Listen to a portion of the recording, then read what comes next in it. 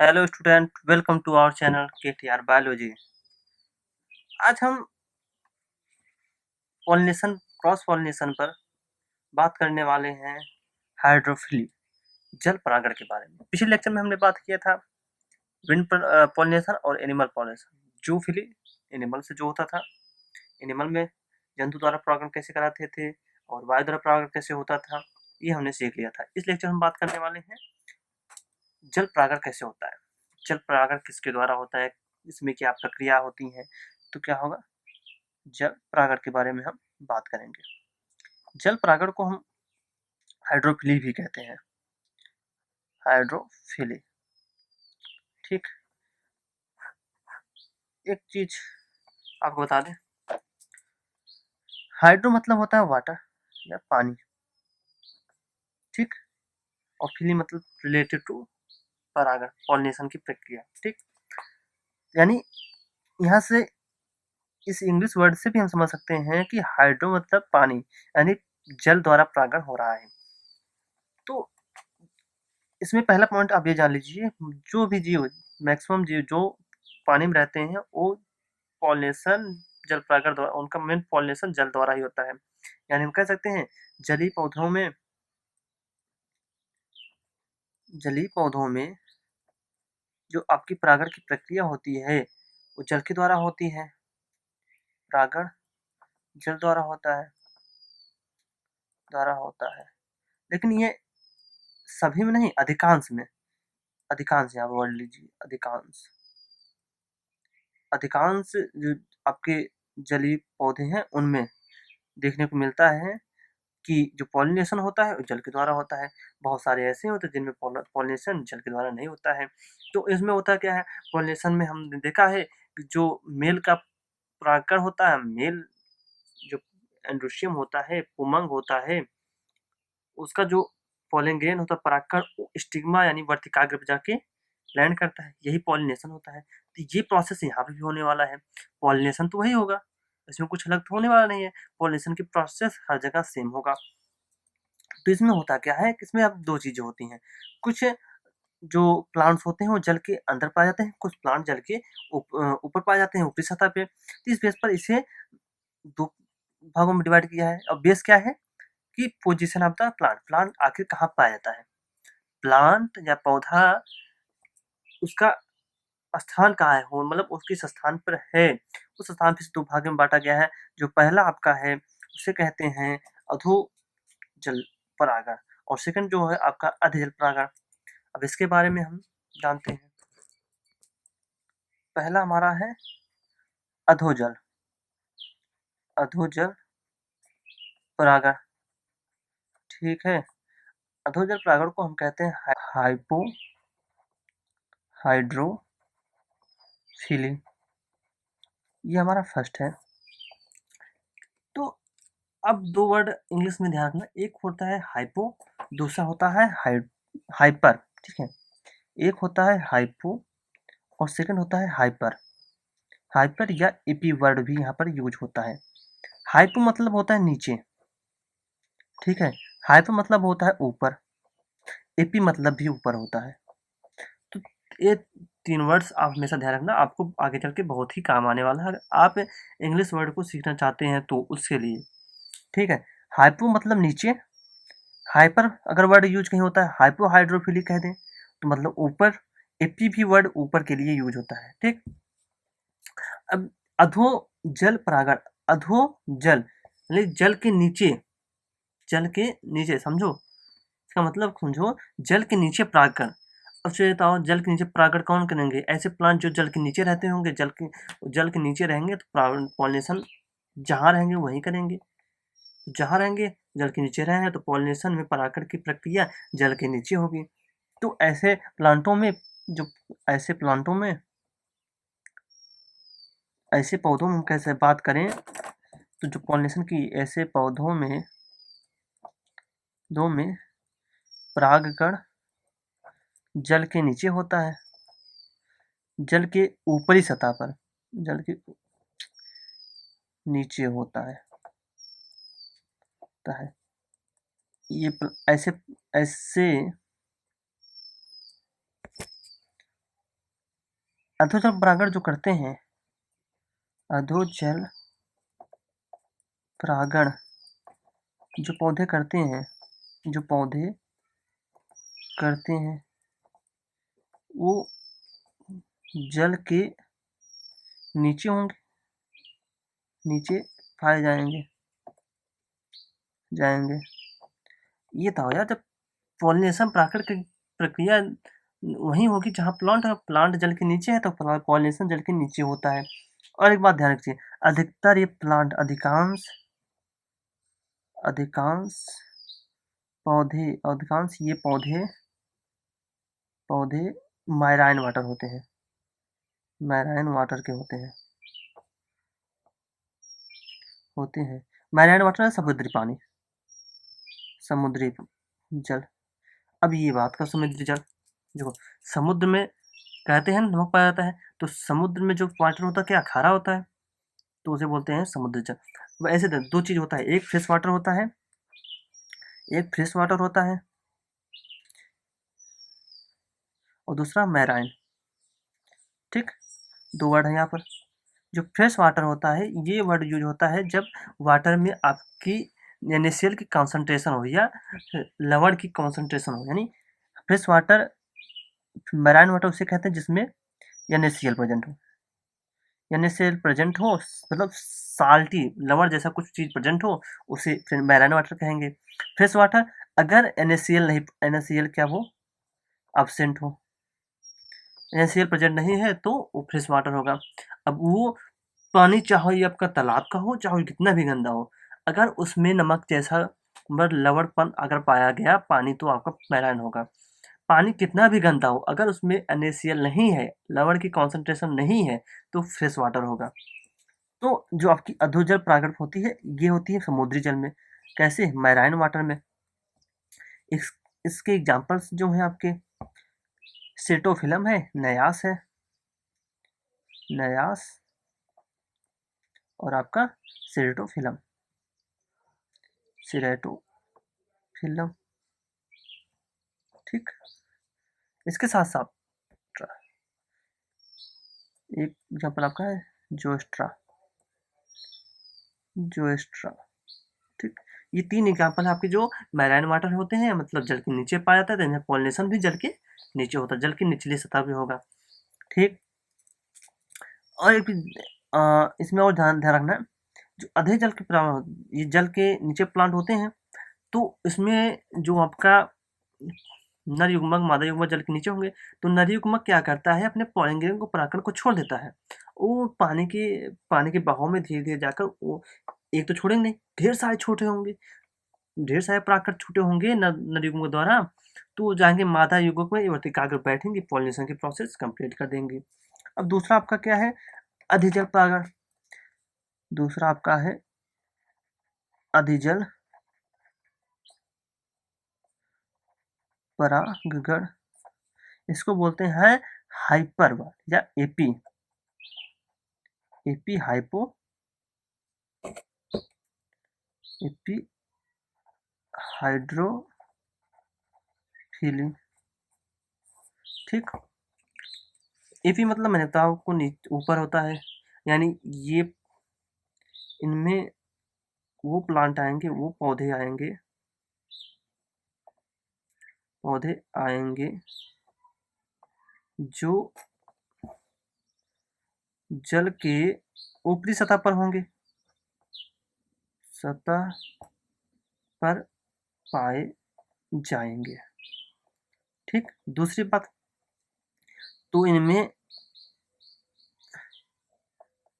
परागकण भी जल के ऊपरी सतह पर होगा। ठीक है, भाई प्लांट जहाँ होगा परागकण वहीं होगा। तीसरी बात ध्यान रखना, इसमें जो प्लांट आते हैं वो अधिकतर क्या होते हैं, अधिकांश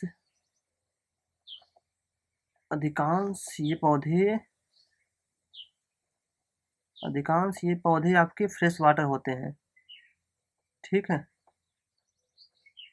एग्जाम्पल की बात करें, एग्जाम्पल आप देखेंगे हाइड्रिला। ठीक, हाइड्रिला और दूसरा है आपका वेलिसनेरिया।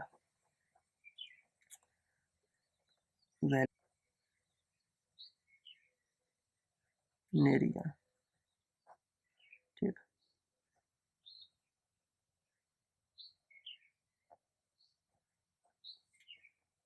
आपके ये एग्जाम्पल है, ये आपके प्लांट जो होते हैं जल के ऊपरी सतह पर पाए जाते हैं।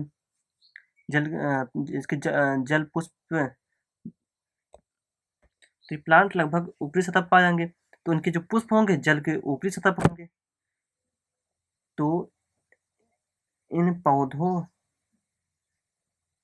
के पुष्प जल के ऊपरी सतह पर होंगे। हमारा मेन मकसद क्या है, हमको इसके फ्लावर से मतलब है, फ्लावर में आपकी फीमेल गैमेट्स और मेल गैमेट्स होंगे। तो मेल गैमेट्स क्या करते हैं, जब फ्लावर के ऊपर है तो ये अपने पॉलन ग्रेन को जल के जैसे छोड़ेंगे जल के स्तर पर डालते रहते हैं।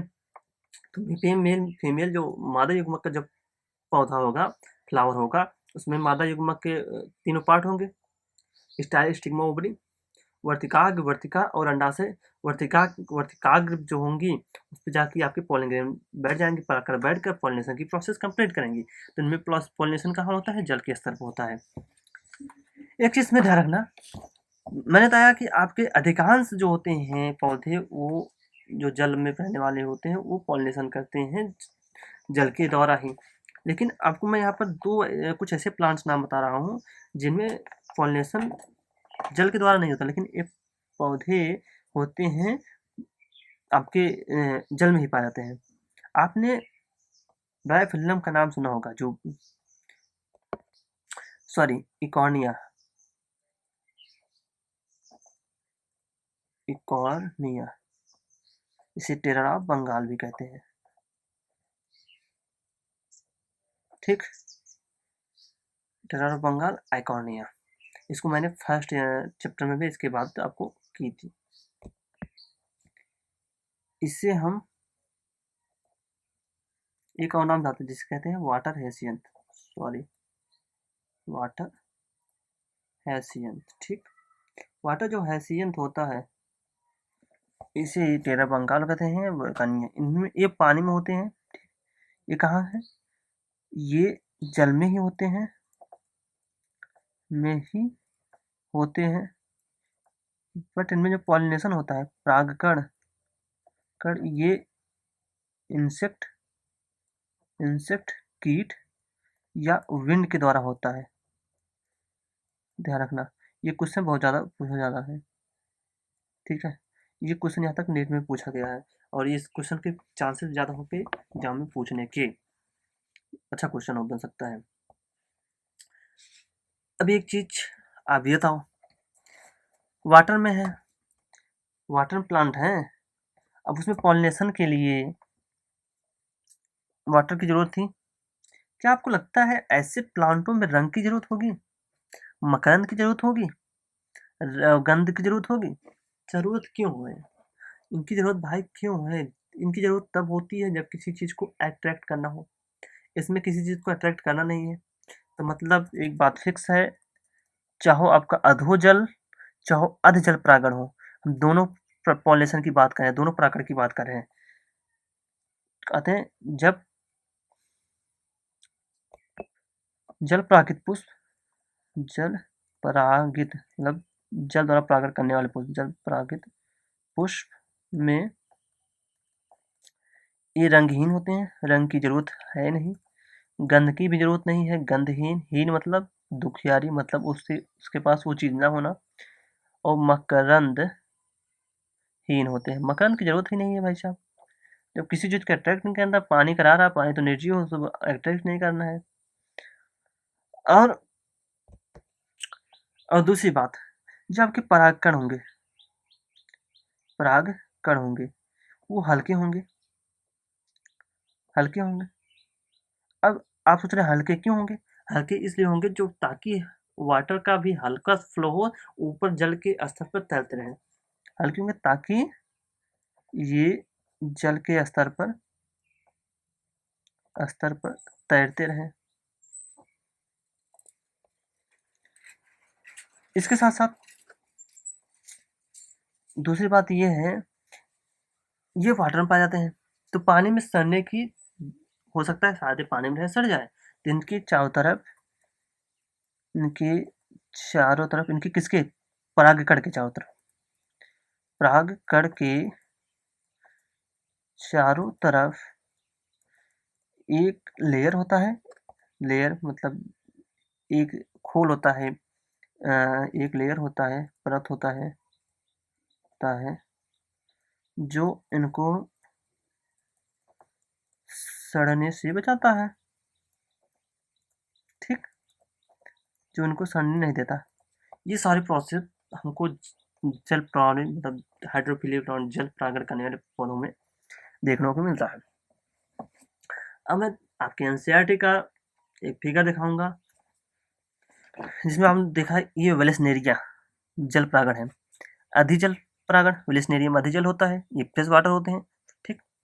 ये आपकी वाटर के सरफेस पाए जाएंगे। देखो, मादा पौधा एक पुष्प सहित, नर पौधा दो स्थूल मंजरियों सहित परागण किया दर्शाते हुए पुष्प।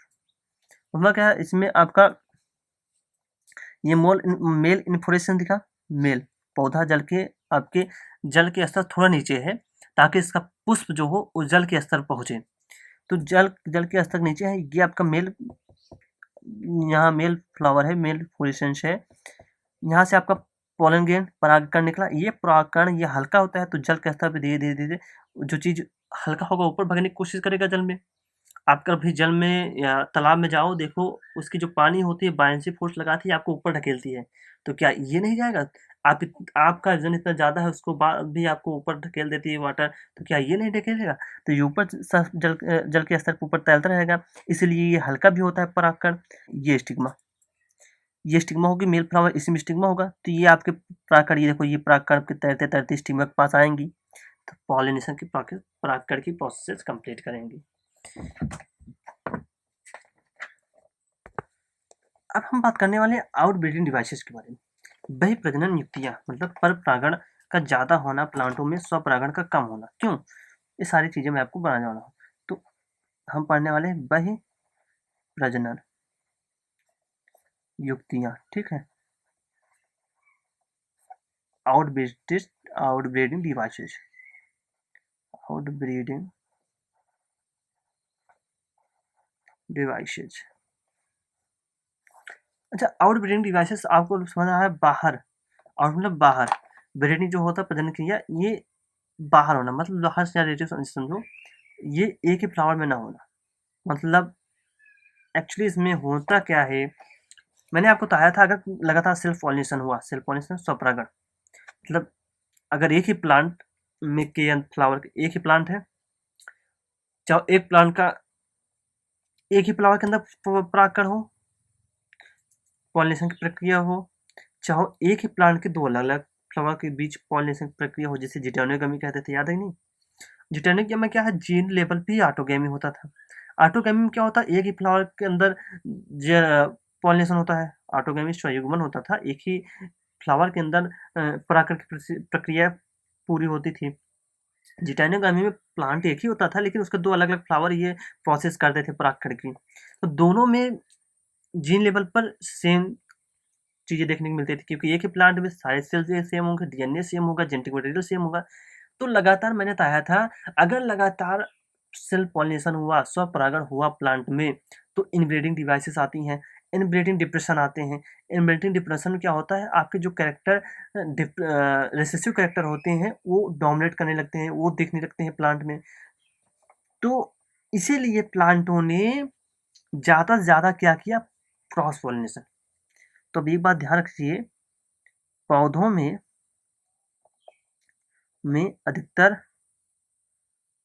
अधिकतर क्रॉस पर परागण करते हैं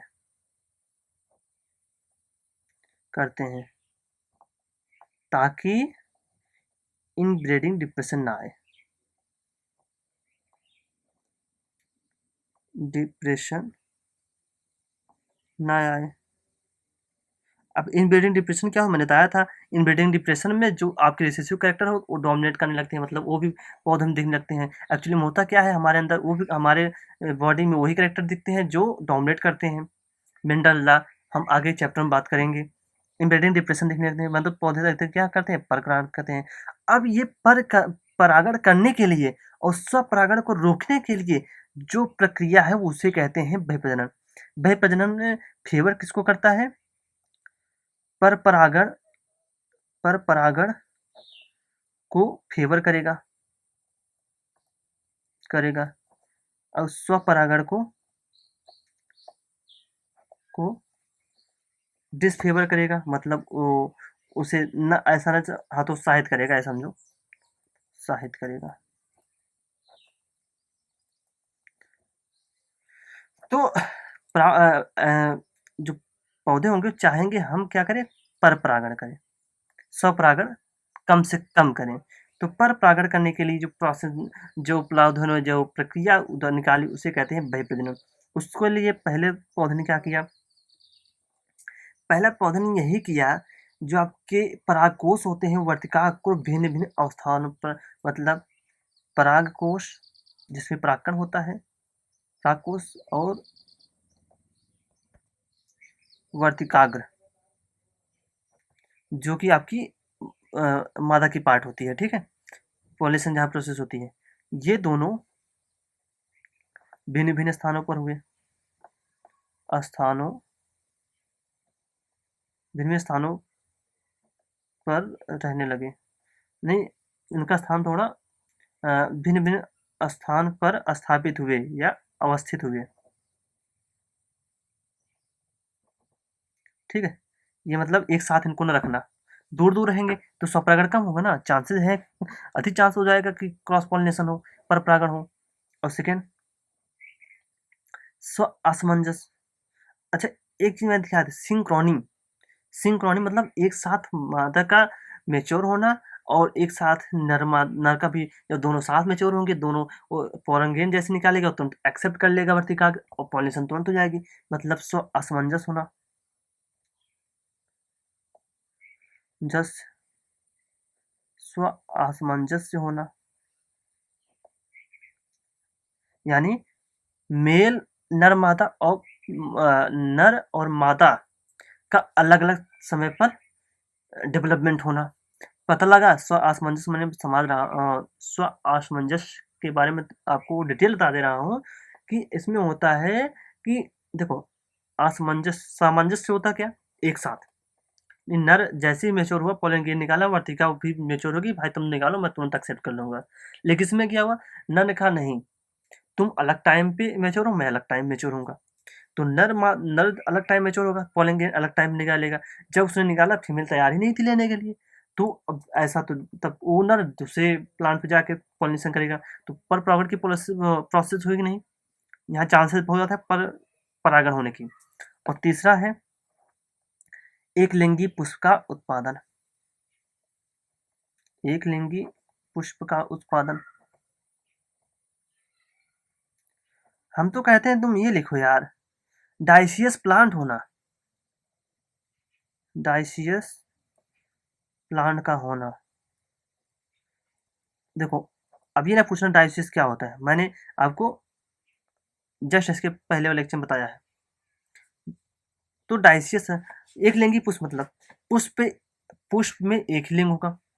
अगर पुष्प में एक ही लिंग होगा, पुष्प में अगर एक ही लिंग होगा, ये आपका माना परागकोश है, ठीक है। अगर एक ही हुआ और पता लगा दूसरा पुष्प है, इस पे आपकी मादा हुई, तो जब पुष्प अलग अलग होंगे स्वपरागण को रोकेंगे कि नहीं। जब पुष्प अलग अलग होंगे तो इसको क्रॉस पॉलिनेशन करना, पर परागण करना ही पड़ेगा, क्योंकि इसके पास तो मादा तो है ही नहीं। अभी कैसे आप पॉलिनेशन करेगा, अलग पॉलिनेशन करेगा। मतलब अगर एक लिंगी पुष्प हुआ, पुष्प में एक ही लिंग हुआ, या तो नर हुआ या तो मादा हुआ, तो पर परागण होने के चांसेस बढ़ जाएंगे।